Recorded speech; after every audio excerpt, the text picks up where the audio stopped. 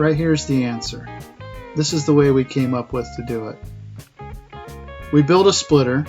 My cousin Larry and I built a splitter to mount on the stick of my backhoe that can pick up large diameter firewood pieces in about 24 inches in length maximum. So when I talk about length, I'm talking about the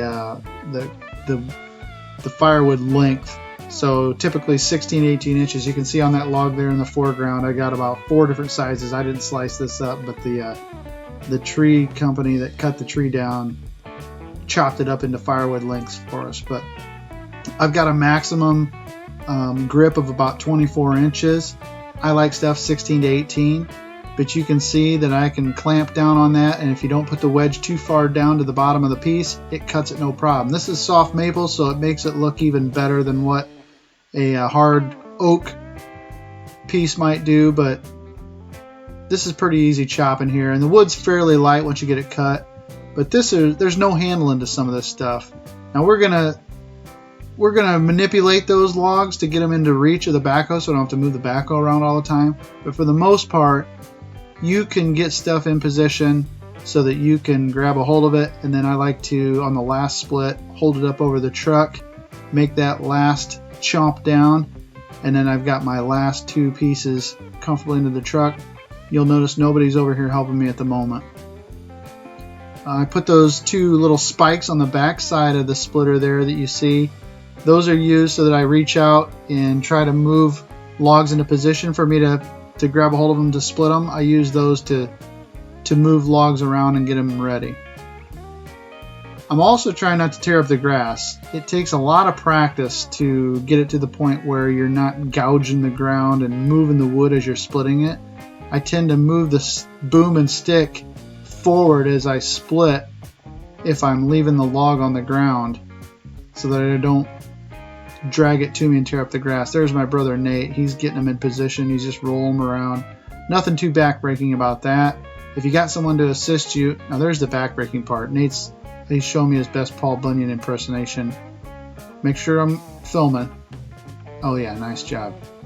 So there's a Charles Ingalls impersonation for us. Nice job. And there's the best thumbs up impersonation by Evan. There's a little bit of a knotty piece, but it splits it no problem. This has been a huge, huge time saver and a huge back saver.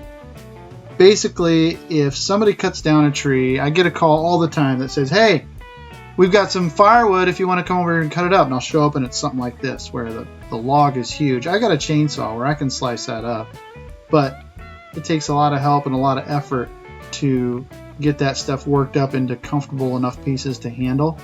So I can go there with the backhoe and the dump truck and my chainsaw with a 36-inch bar and take care of most of this stuff by myself if I need to. Now I'm fortunate that I have a lot of help.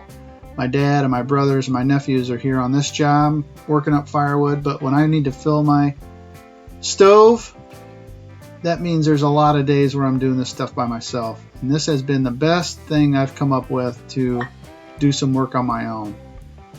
So it's making soft work of this maple, but I'll let you hear it.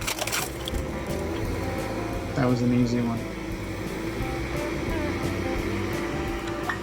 As you can see, it's been my preferred method for chopping big diameter firewood. And we cleaned up this tree that was cut down at my neighbor's house in about 2 or 3 hours between both splitters, and we came up with that huge pile of wood that you see in the truck there. So all in all, it was a good day. We had fun. I sat in the backhoe most of the time, and thankfully my brothers and nephews and dad were there to help clean it all up. But that's how we do it.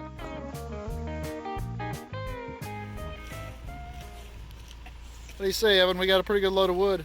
Yeah. What do you think, Camden? Yeah. It's a big one.